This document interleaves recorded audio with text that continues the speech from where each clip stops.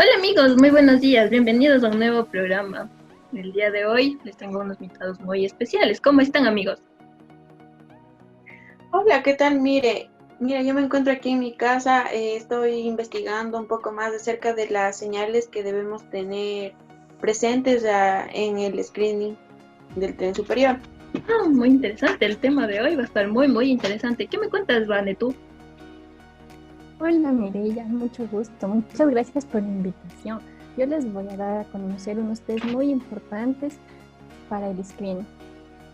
Vaya, qué interesante. ¿Y tú, Oscar, qué nos vas a compartir el día de hoy? Hola, mi amiga. Yo les voy a explicar hoy día sobre la evaluación de los dermatomas y los miotomas y cómo es su valoración. Es un tema muy Interesante. interesante. Muy interesante y claro, como no, desde la comodidad de nuestra casa. Bueno, a continuación vamos a empezar con el screening del tren superior.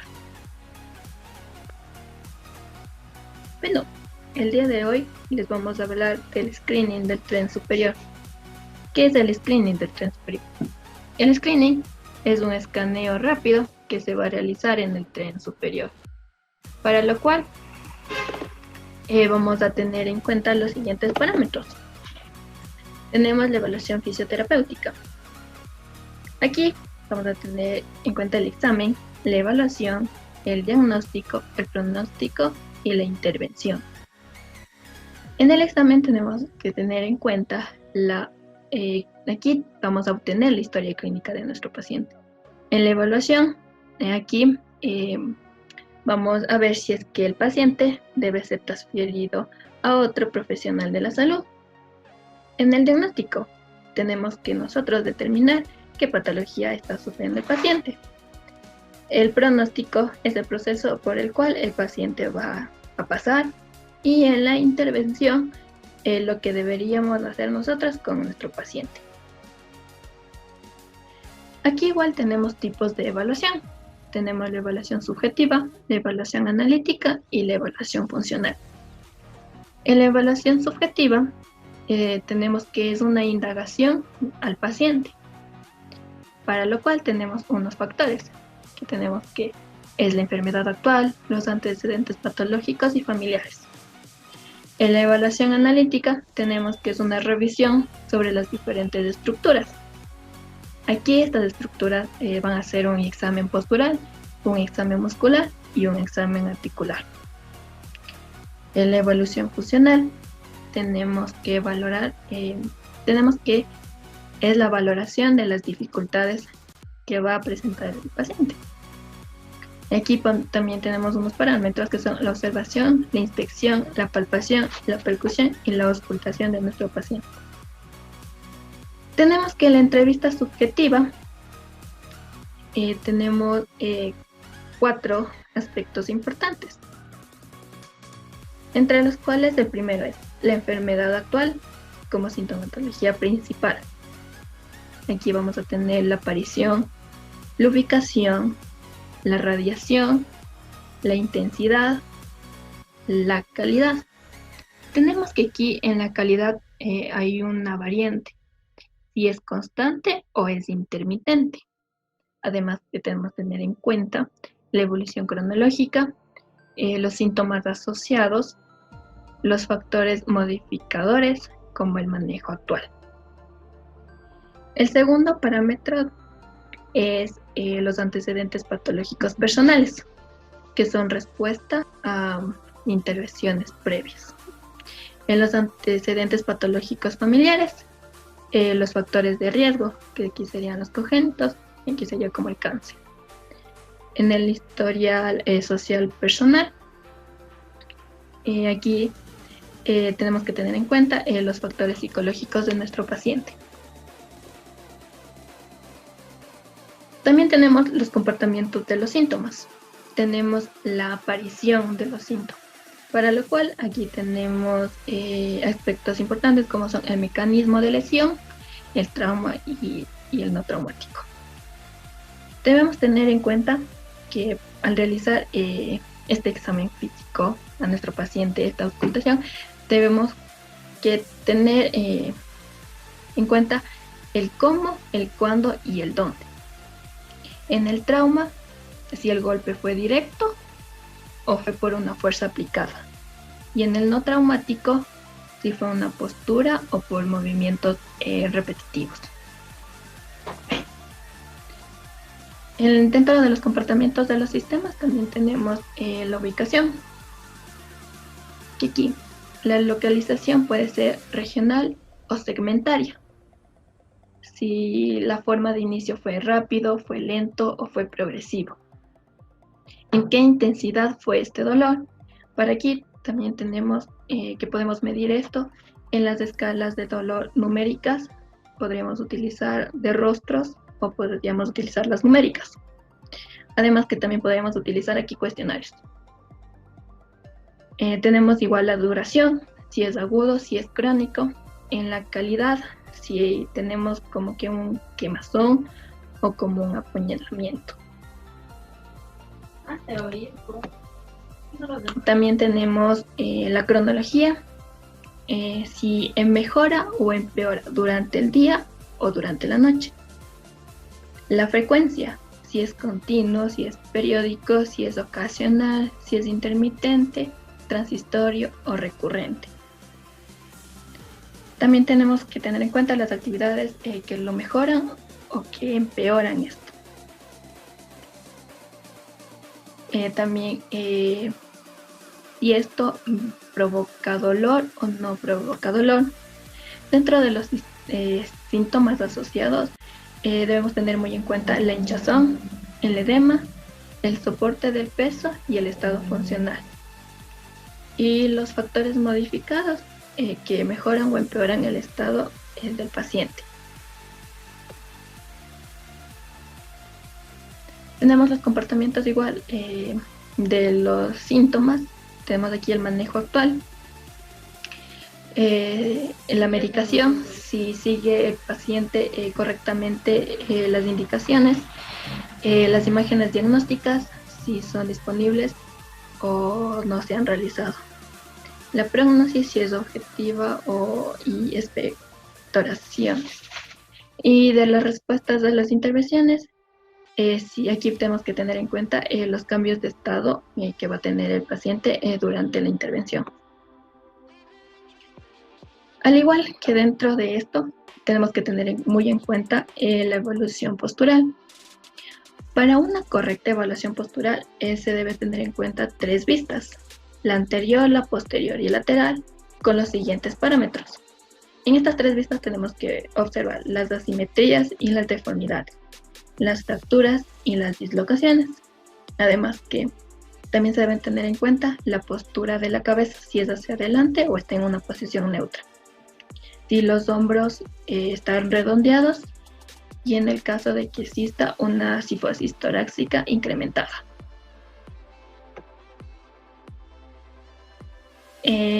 Para lo cual, aquí vamos a hablar sobre la movilidad activa de la columna cervical.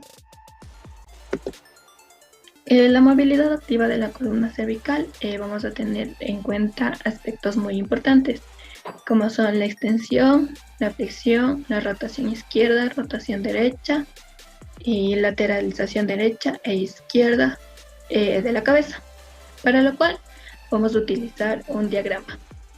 Ahora tenemos este diagrama que nos sirve para la movilidad activa de la columna cervical. El paciente va a realizar 6 movimientos cervicales que son la flexión, la extensión, las lateralizaciones y las rotaciones tanto izquierda como derecha. Para poder graficar aquí en este diagrama tenemos que tener en cuenta los siguientes aspectos, los siguientes signos: dolor a la izquierda, dolor a la derecha, tirón, síntomas radiculares a la derecha, síntomas radiculares a la izquierda, la centralización de los síntomas. Estos vendrían siendo las molestias que va a presentar el paciente en la columna, y la restricción. ¿Ya? Siempre que se realiza estos movimientos, se va a preguntar al paciente: ¿sintió algún tipo de molestia? ¿Ya? Para lo cual vamos a empezar. Le vamos a decir, vamos a empezar con la flexión. Tenemos que en la flexión le pedimos al paciente que realice la flexión. Realiza el paciente la flexión y le vamos a preguntar si sintió algún tipo de molestia. El paciente nos va a decir que sí, que sintió una centralización de síntomas. Pero el paciente no nos va a decir eso, obviamente. Entonces nos va a decir como que sentía algún tipo de molestia en la columna. Entonces eso es la X. Y vamos a graficar. Así. Ahora, como nosotros vimos que nuestro paciente no completó todo el rango articular en la flexión, le vamos a poner nuestra restricción. Ahora continuamos con la extensión. El paciente realiza la extensión. Después que realiza, le preguntamos si algún tipo de molestia, para lo cual el paciente nos va a decir que no. Aquí además podemos ver que el paciente va a cumplir con todo el rango articular, entonces lo cual podríamos esta flecha así, este signo así, que el paciente cumplió con todo el movimiento. Ahora vamos con la rotación del lado derecho. El paciente realiza la rotación y le tenemos que preguntar, ¿sintió algún tipo de molestia? El paciente nos va a decir que sintió como un tirón, entonces como que algo le jalaba. Entonces vamos a colocar la flecha de esta manera. Además también el paciente aquí nos puede referir que tuvo que como que se le dormía la mano o algo. Entonces vamos a poner esta flechita de esta manera y vamos a observar si el paciente cumple con todo el rango articular o no. En este caso diríamos que el paciente sí cumplió, entonces nos quedaría así de esta manera. ¿Ya? Al igual aquí tenemos una lateralización. Igual el paciente realiza la lateralización y le preguntamos, ¿sintió algún tipo de molestia? Entonces el paciente nos va a decir que tenía como que algo o como unas hormigas o como que algo le tiraba. Entonces vamos a utilizar la flecha y como es a la derecha vamos a tener este signo, este sí. Ya. Igual aquí vamos a ver si el paciente cumple o no cumple con todo el rango articular. Tenemos en el momento de la lateralización izquierda, podemos ver que el paciente no completa todo el rango articular. Además, el paciente va a referir que tiene dolor en la parte derecha. Entonces, para lo cual tenemos esto. Le pondremos aquí de esta manera.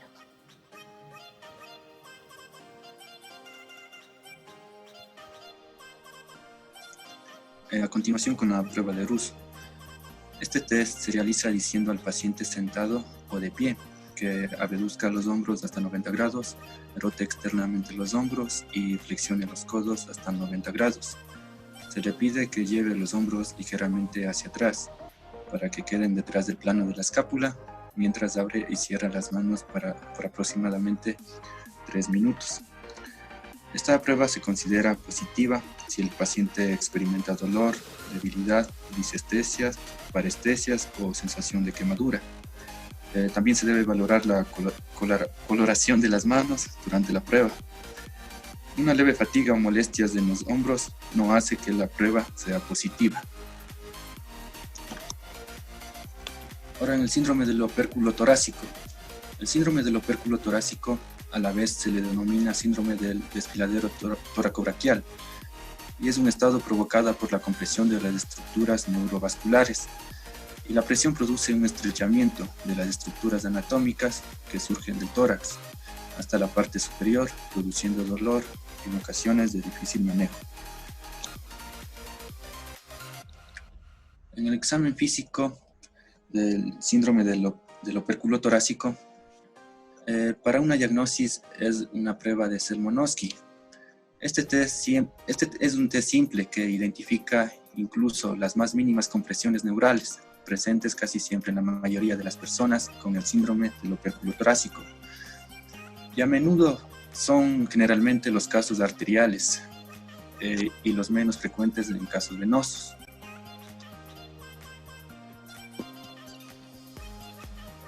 Para una evaluación de este síndrome tenemos una triada que manifiesta en 3 tipos, que es la debilidad en la abducción, aducción u oposición del dedo meñique, la presencia de parestesias, cansancio o adormecimiento, y una sensibilidad de ambas áreas supraclaviculares al realizar su compresión con el pulgar, como podemos ver aquí en las imágenes.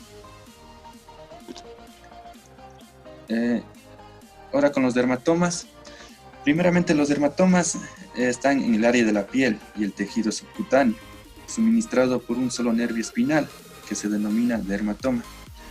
Los dermatomas inician con el nervio trigémino y se distribuye por la cabeza y cuello. En la piel de la parte superior está revestido por los dermatomas C3, T12. Pero como estamos hablando solo de la parte superior, vamos a hablar de C2 hasta T2. De la C2 va por el aspecto posterior de la cabeza, el C3 por el aspecto posterior del cuello, el C4 en la región acromioclavicular, el C5 en el aspecto lateral del brazo, el C6 en el aspecto lateral del antebrazo hacia la punta del dedo gordo en la cara palmar, el C7 en la falange distal del dedo medio en la cara palmar, el C8 en la falange distal del dedo meñique en la cara palmar, y el T1 en el aspecto medial del antebrazo y el T2 en el aspecto medial del brazo. Como podemos guiarnos aquí en la imagen. En la evaluación de los dermatomas, primeramente los 2 componentes principales del examen neurológico son los exámenes sensoriales y motores. Pero en los dermatomas se hace una evaluación del examen sensorial y estos se adhieren a las sensaciones de pinchazo y el tacto ligero con evaluación específica del dermatoma, de la parte superior que es del C2 hasta T1 a T2, pero que también se conocen estos puntos como clave de sensación.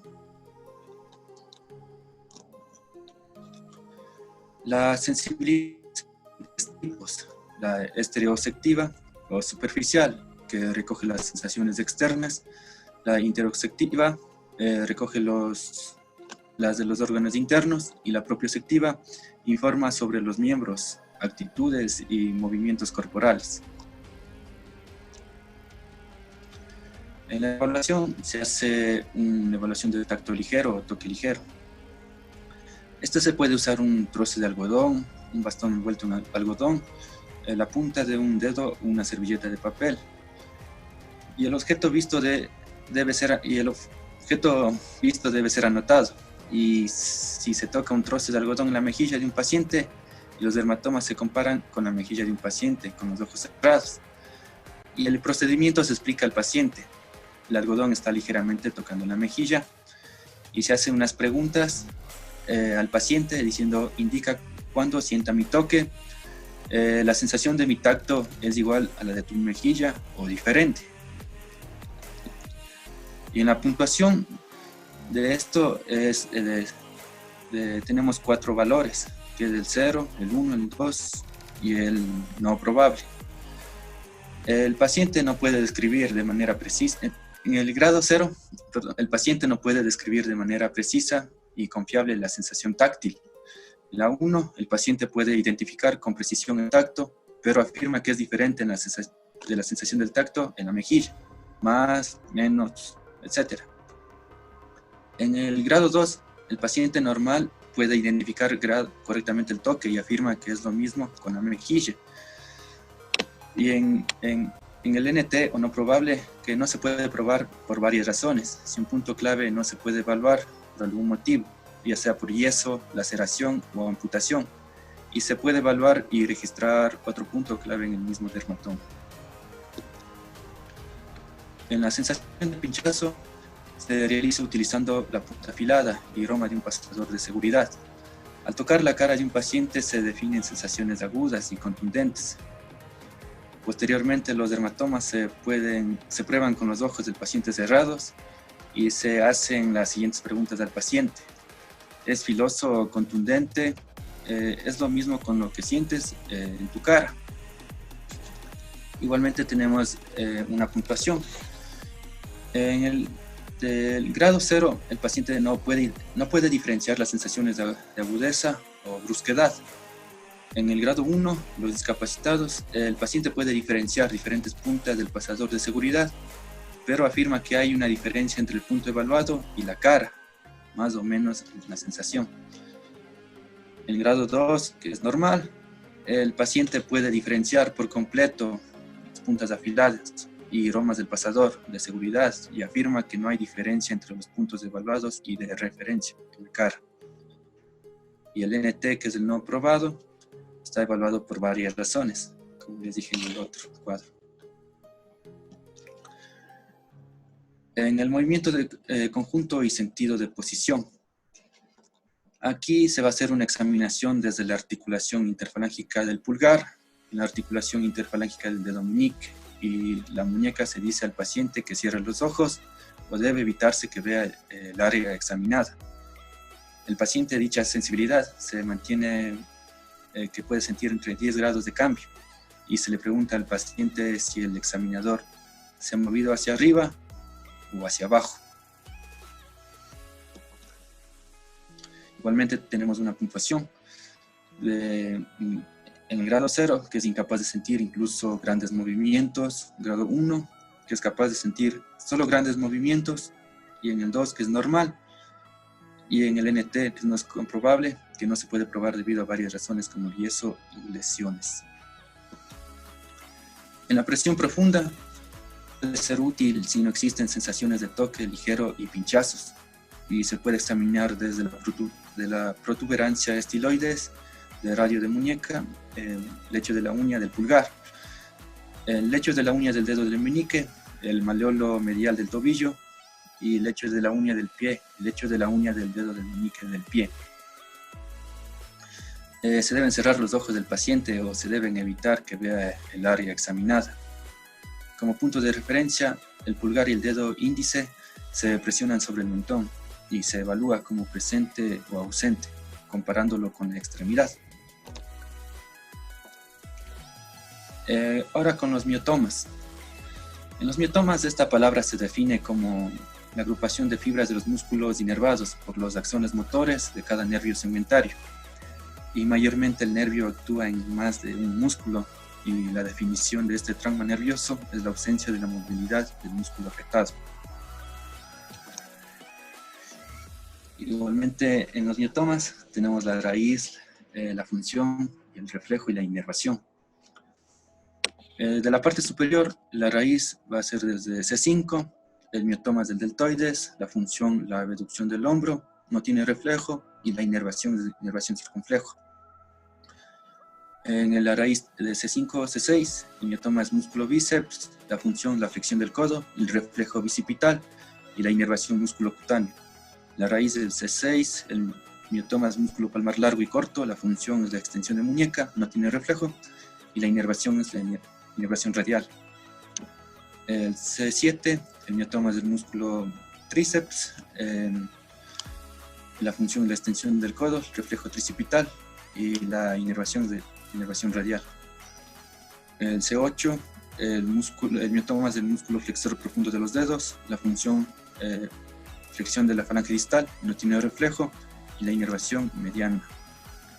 El T1 es que el miotoma es del músculo abductor corto del meñique, la función, la abducción del meñique, no tiene reflejo y es una inervación ulnar. Igualmente es una calificación. La calificación se hace con una escala de números, empezando desde el 0, que es la parálisis total, El grado 1, la contracción palpable o visible. En grado 2, el movimiento activo, rango o completo.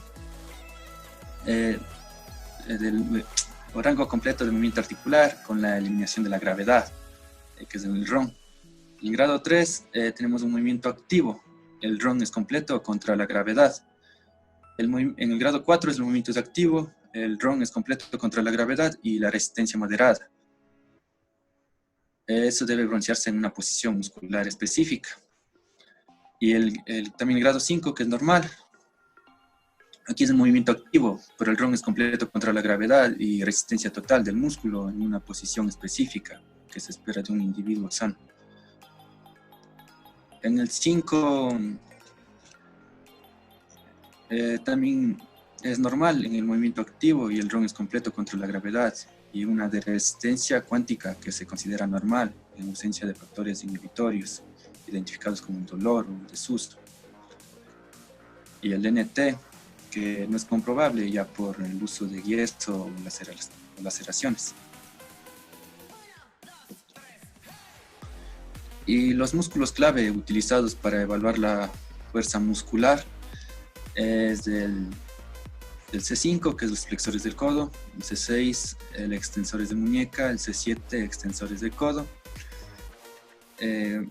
también el C8, que son los flexores largos de los dedos, del dedo medio, y el T1, los abductores del dedo meñique. Ocasionalmente, en un estudio electromiográfico, aparece la expresión de una afectación que predomina en un determinado miotoma. Pero, ¿qué es un miotoma? Un miotoma es el conjunto de músculos que recibe la inervación de una única raíz nerviosa. Vamos a intentar explicar este término. Los anatomistas describen un nervio con una analogía con un árbol y hablan de raíces nerviosas, tronco nervioso o ramas terminales. Entre cada dos vértebras penetra una raíz nerviosa en cada lado. En amarillo podemos ver una de ellas penetrando en la columna vertebral. La columna vertebral se divide en regiones: cervical, dorsal, lumbar, sacra, y las raíces nerviosas toman el nombre de la vértebra con que se relacionan. Así, la raíz L3 se relaciona con la tercera vértebra lumbar, la raíz C6 se relaciona con la sexta vértebra cervical, y así sucesivamente. A su vez, el nervio, esto es, el tronco nervioso, se divide en diversas ramas, y las diversas ramas inervan distintos músculos. En el dibujo podemos ver un nervio que inerva 4 diferentes músculos.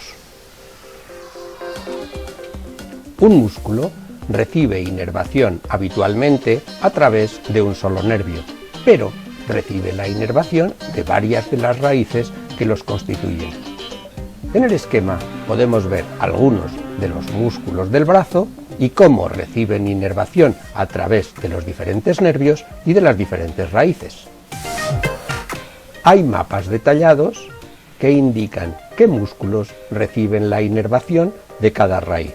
Conociendo los músculos afectados, podemos reducir la raíz que está produciendo el daño. Esto es, podemos deducir si está afectado ese miotoma. Así pues, el miotoma es un concepto que sirve para localizar el daño. No nos habla de la importancia de la lesión, ni tampoco nos habla de si es aguda o crónica. Únicamente nos indica una localización posible que explica los hallazgos electromiográficos.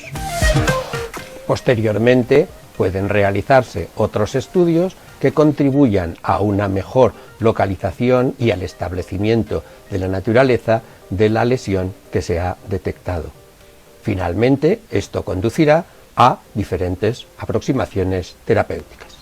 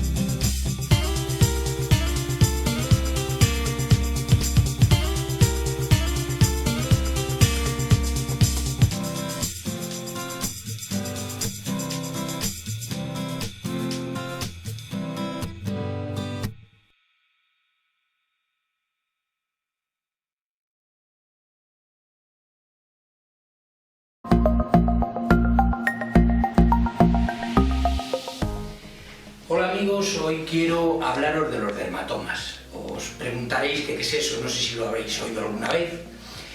Los dermatomas son zonas irradiadas por un mismo zonas de la piel, irradiadas por un mismo nervio. A este gabinete, a Ortocenter, viene gente remitida por su médico porque tienen un problema en la cadera o porque tienen un dolor en el piramidal y no saben muy bien qué tiene que ver unas plantillas con ese dolor que parece tan alejado del pie. Y ahí es donde entran en juego los dermatomas. Entonces, si por ejemplo hacemos una pronación del pie, vamos a tener siempre problemas en la zona lumbar. Es típico la gente que tiene un problema en la zona lumbar que tenga una pronación. Entonces, si corregimos esa pronación, es muy fácil que aliviemos el ciático y toda la zona lumbar. Cuando una persona tiene un pie pronado, el pie se cae hacia adentro y entonces lo que hacemos es una presión excesiva en todo en el dermatoma este, que viene por aquí, que viene desde el dedo gordo, coge la rodilla, se va por la parte externa del muslo y viene hasta la zona lumbar. Entonces, si evitamos esa pronación del pie, probablemente aliviemos todos esos dolores de cadera con los que la gente viene siempre y no acaban de entender muy bien por qué el médico les ha mandado unas plantillas para corregir ese problema. Pueden suceder un dolor en el piramidal, cualquier golpe que se haya dado a alguien en el piramidal, como está próximo al nervio ciático, nos aparece un dolor en el pie que parece que no tiene nada que ver con el piramidal y resulta que es eso. Si corregimos el pie, evitamos también, o podemos evitar ese dolor, porque esto no es una ciencia exacta, evidentemente. Entonces, una buena colocación del pie siempre nos va a hacer que los dermatomas de la zona lumbar hacia abajo pues funcionen mejor. También podemos hablar de los dermatomas superiores. A veces yo lo he oído por la radio, como hay gente que no, me han dicho que es que tengo mala circulación porque se me duermen las manos y seguramente lo que esa persona tiene es un problema en las cervicales, ¿no? Entonces a lo mejor una buena colocación, un collarín, cualquier cosa que el médico vea, pues se puede solucionar y hace que esas manos no se duerman. Insisto, unas plantillas pueden solucionar el problema, muchas veces. En cualquier caso, siempre contad con vuestro médico, consultad con el médico. El médico es el que siempre va a saber lo que tiene que hacer. Bueno, Vane, desde la comunidad de tu casa nos dijiste que estabas investigando de unos tests para esto del screening del tren superior. ¿Sobre qué es? Explícanos. Claro, mire, con mucho gusto. El primer test que tenemos es sobre la compresión axial pasiva.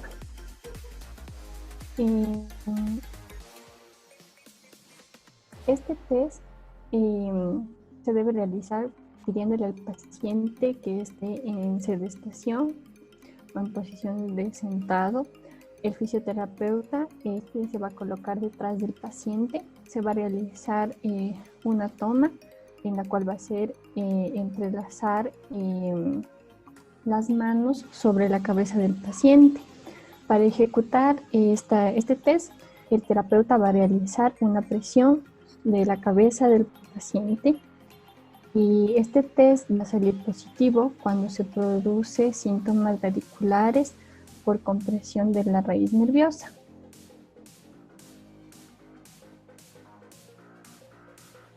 El siguiente test es el test de Spurgeon. Este test, el paciente se va a encontrar en sedestación, el fisioterapeuta se va a colocar detrás del paciente, va a realizar una toma que es entrelazar las manos sobre la cabeza del paciente. Para ejecutar este test, el terapeuta va a realizar una presión sobre la cabeza del paciente. Primero va a realizar una lateralización y una compresión axial con sus manos. Este test va a salir positivo cuando se producen síntomas radiculares ipsilateralmente una compresión de la raíz nerviosa con una irradiación en todo el brazo. Este signo nos permite hacer una prueba de la integridad de la funcionalidad de la vía propioceptiva. Para realizar este test, el paciente debe estar en bipedestación con sus pies juntos, los brazos a los lados, y la primera ejecución se realizará con los ojos abiertos, en el cual el paciente permanecerá en esta posición de 15 a 30 segundos. El fisioterapeuta se va a colocar junto al paciente con los brazos extendidos al lado del paciente. Esto le va a dar seguridad al paciente, ya que si llega a tener problemas al mantener la estabilidad postural, el fisioterapeuta lo va a sostener. También en la segunda ejecución de este test, el paciente se encontrará en la misma posición, pero va a cerrar los ojos. El fisioterapeuta aquí va a realizar una comparación de los resultados que obtuvo cuando el paciente hizo este test con los ojos abiertos y cerrados, en donde se va a fijar si tiene más oscilación o tiene más problemas al mantener esta estabilidad. Va a dar positivo cuando el paciente presenta un desequilibrio en la estabilidad postural, desbalance o presenta una oscilación más notoria al cerrar los ojos. El test de Haunter. Este test es parecido al de Romberg, pero tiene más movimientos en la cabeza. Aquí el paciente igual se va a encontrar en bipedestación con los pies juntos y los brazos al frente. Se mantendrá en esta posición por 15 segundos. Va a llevar su cabeza hacia un lado y los mantendrá por 15 segundos. Después lo llevará al otro lado y lo mantendrá por 15 segundos. También va a extender la cabeza sobre su cuello. Esta prueba va a dar positiva cuando el brazo se va a desplazar desde la posición de prueba. Aquí va a indicar que hay un compromiso vascular de las arterias vertebrales. También este test va a dar positivo cuando presenta síntomas adicionales, como es el caso de que presente mareos, vértigo, nistagmo o visión borrosa, que van a ser asociados al compromiso vascular de las arterias vertebrales. Vamos a tener los reflejos patológicos de Hoffman. Estos, el paciente se va a encontrar en sedestación, la cabeza va a tener una posición neutra, la mano del paciente va a estar en pronación y los dedos van a estar relajados. La mano del paciente va a estar sostenida por el fisioterapeuta. El fisioterapeuta va a tomar el dedo del medio del paciente y va a realizar un pellizco o un apretón en lo que es la falange distal del dedo del medio. Va a dar positiva cuando va a realizar una flexión de la interfalángica distal del dedo pulgar, lo cual va a indicar que hay una compresión de la médula espinal o una patología intracraneal de una alteración de la motoneurona superior. En los reflejos patológicos de clones de tobillo, aquí el paciente se encontrará en sedestación con los pies elevados. Aquí va a mantener una tensión en el tendón de Aquiles. Para esto se hará una dorsiflexión rápida y fuerte del pie y del tobillo. El fisioterapeuta va a observar si se producen unos latidos repetitivos del pie y del tobillo. En una condición normal, el paciente va a presentar una o dos veces una flexión plantar, pero para que el test dé positivo, la flexión plantar se presentará más de 3 veces, lo cual nos va a indicar que hay reflejos hiperactivos, por lo que daría positivo. Esto sería causada por una lesión de la motoneurona superior. Bueno, Eri, nos dijiste que estabas consultando algo. ¿Nos podrías decir qué estabas haciendo, por favor?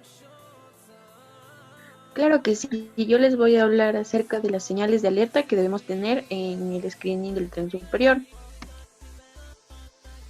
Una de ellas es las fracturas y dislocaciones.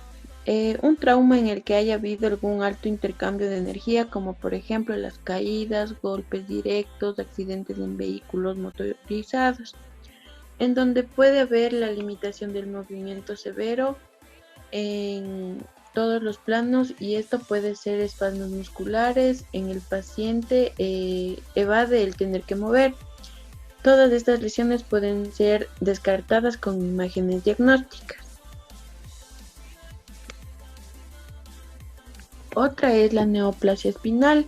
Estos son los tumores primarios en la columna vertebral, como neuroblastomas, teratomas, lipomas, dermoides, epidermoides. Por lo general se dan en los varones, representando en sus primeros años de vida, y representan del 10 al 20% de las neoplasias.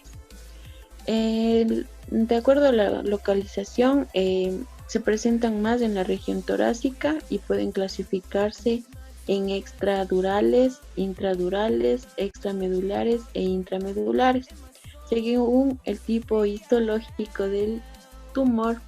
Los lipomas, teratomas, dermatoides y epidermoides se representan en la región lumbosacra, sarcomas y metástasis en la región torácica, y neuroblastomas en la región lumbar y torácica.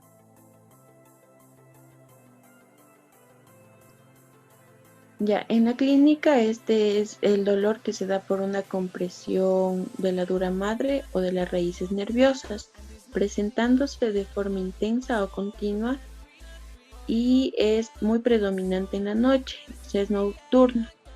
Esto a veces aumenta con los movimientos, esfuerzos, y son confundidos con los dolores de crecimiento. También presentan pérdida de peso inexplicable, la fatiga, el malestar, el decaimiento del paciente. Las alteraciones sensitivas afectan a los miembros inferiores, a la marcha o a deformidades en los pies. En el diagnóstico aquí nos ayudarán las radiografías, las tomografías computarizadas, resonancia magnética, gammagrafía y estudios neurofisiológicos. En el tratamiento, se va a realizar una cirugía. A veces se puede realizar laminotomías con laminoplastía con el fin de conservar las estructuras óseas, y seguida la rehabilitación. La enfermedad inflamatoria sistemática. La temperatura del paciente va a ser mayor a 37,5 grados. Su presión sanguínea será menor de 160-95 milímetros de mercurio. El pulso en reposo será mayor a 100 latidos por minuto, y la respiración en reposo es mayor a 25. También presentará enrojecimiento, hinchazón, temperatura, decoloración, fatiga, malestar y cansancio. El dolor referido visceral. El paciente puede presentar dolor en el pecho, cuello, brazos, mandíbula, tórax posterior, el epigastrio. También puede presentar anginas, síntomas asociados como la disnea, edema en el miembro inferior, fatiga, la falta de aire. En la vesícula biliar recurrente, en el derecho torácico, en la región baja de las costillas, en la región escapular derecha. Aumenta de intensidad cuando se termina de comer, y por lo general cuando se ingiere comida grasosa empeoran los síntomas.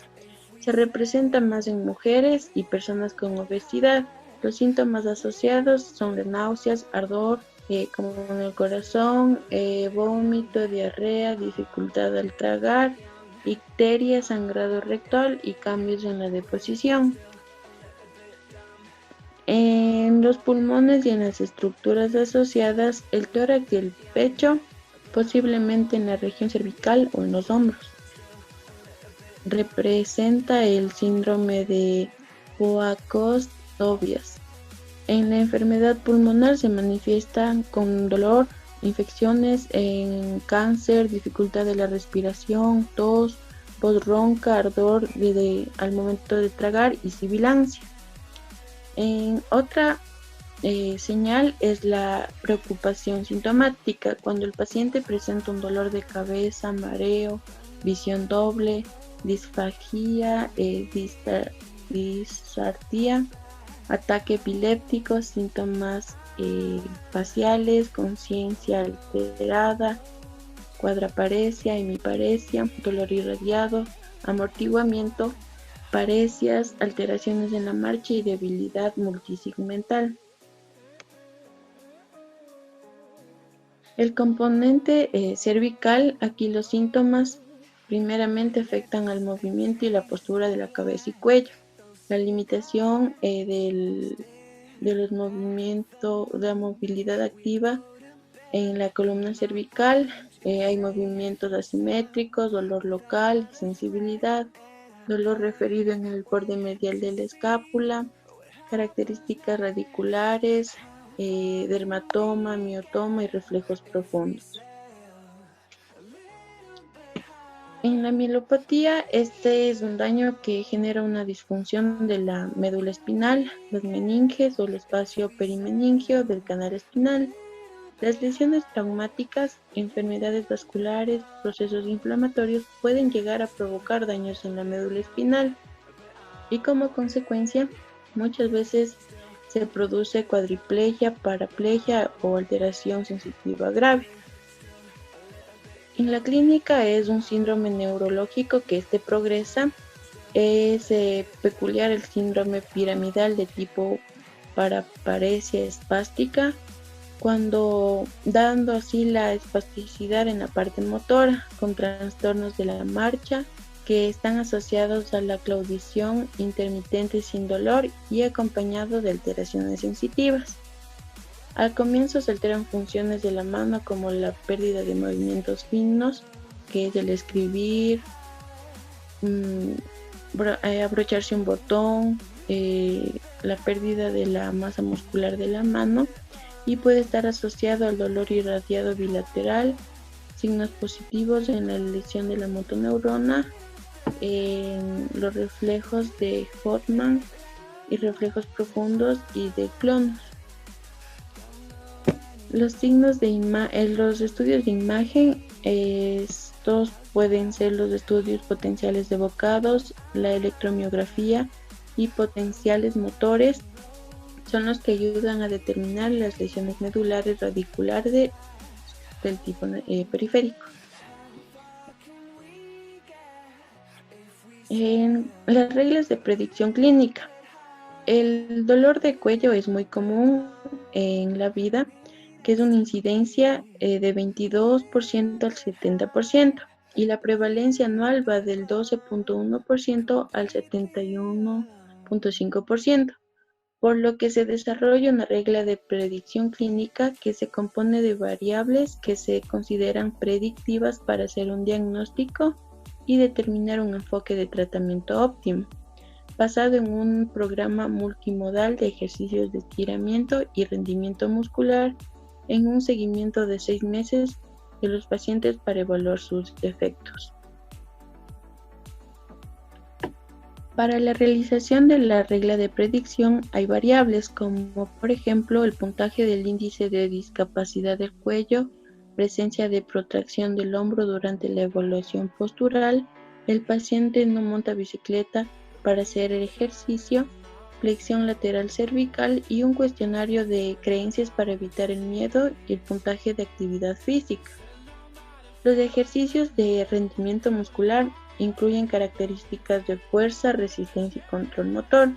Estas características son muy necesarias para la estabilización cervical en pacientes con dolor de cuello.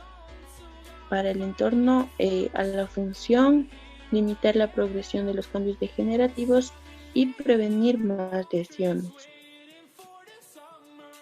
Las pruebas que están relacionadas incluye la prueba de Spurling, la prueba de tensión de extremidad superior y la prueba de distracción. Aquí se evalúa la movilidad pasiva de la articulación segmentaria, que incluía la articulación atlantoaxial, la articulación occipito-atlanto y el desplazamiento lateral para C3 a C7 en ambos lados, y se calificó como hipomóvil normal o hipermóvil. Se evaluó la movilidad de la primera costilla. La prueba de longitud muscular se realizó según lo descrito por Cleland bilateralmente para el trapecio superior, dorsal ancho, pectoral menor, pectoral mayor, escápula elevadora, escalenos anterior y medio, y los músculos suboccipitales, y se clasificaron como apretados o normales. La resistencia muscular de los flexores cervicales se evaluó con la prueba de resistencia a los flexores del cuello y se evaluó según los tiempos de retención. Se realizaron pruebas musculares manuales para el trapecio inferior, romboides, trapecio medio, serrato anterior, y se puntuaron como débiles o dentro de los límites normales.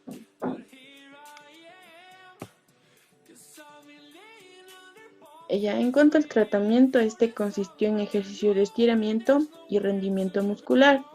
Se realizaron estiramientos en el trapecio superior, escaleno anterior y medio, suboccipital y pectoral mayor. Cada estiramiento se mantuvo durante 30 segundos y se repitió 2 veces de forma bilateral.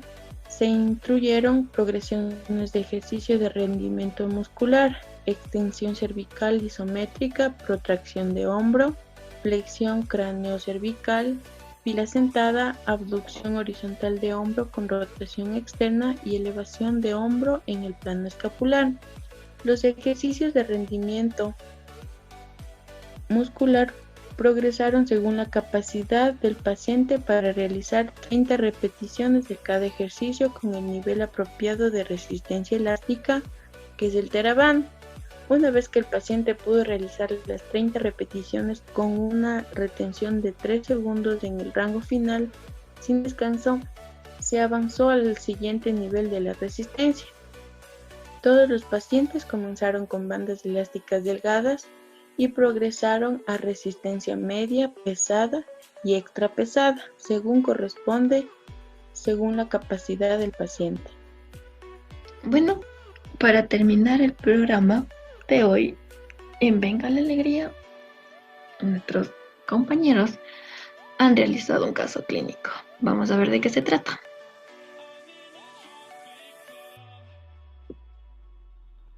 Paciente de sexo masculino de 60 años de edad, con profesión abogado, casado, vive con su familia, tiene un hijo, no refiere haber tenido antecedentes médicos de interés, acude a consulta con su médico debido a que siente un dolor cervical agudo, el cual se irradia hacia el brazo derecho.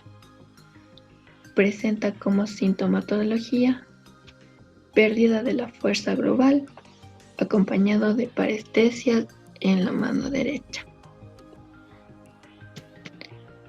El paciente manifiesta que el dolor empezó después de haberse realizado una manipulación a nivel cervical debido a que tenía un ligero dolor. Posterior a dicha manipulación, el paciente refiere un dolor intenso y continuo.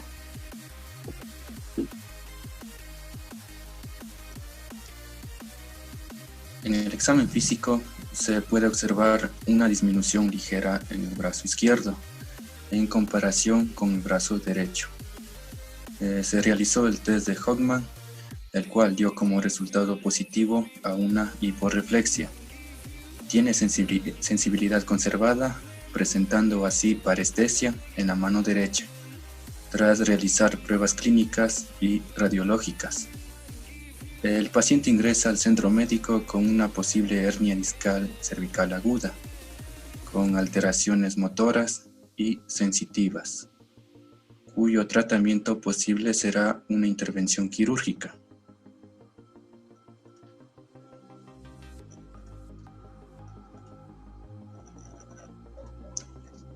Por lo que el paciente fue ingresado al centro médico para posteriores revisiones. Como tratamiento farmacológico, el médico le prescribe antiinflamatorios no esteroideos intravenosos que ayudarán a disminuir el dolor y a mejorar la fuerza.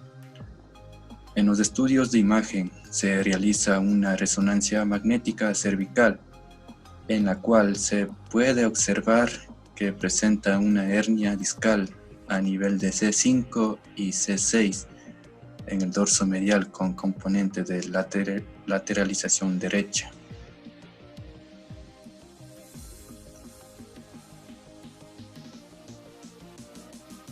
El médico prescribe el diagnóstico del paciente con un cuadro de radiculopatía por herniación discal a nivel de C5 y C6. Tras observar mejoría en la sintomatología del paciente, es dado de alta. El paciente tiene que acudir a revisiones con su médico en 20 días.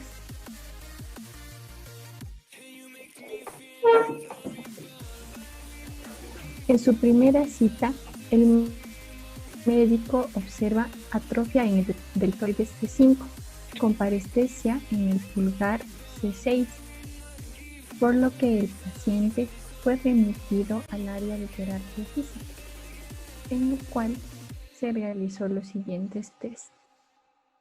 Su PLIN queda positivo. Al evaluar la movilidad activa de la columna cervical, el paciente refiere lo siguiente.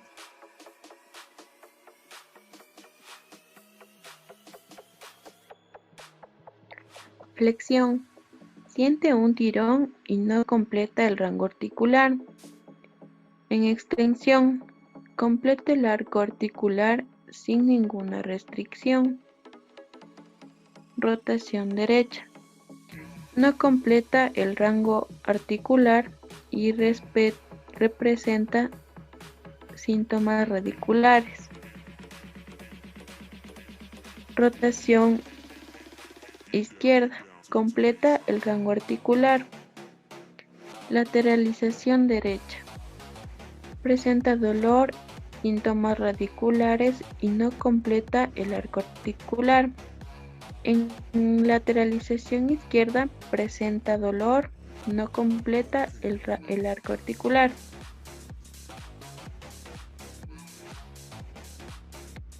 En el cual se realizó un programa de fortalecimiento muscular cervical de las extremidades superiores durante 3 semanas.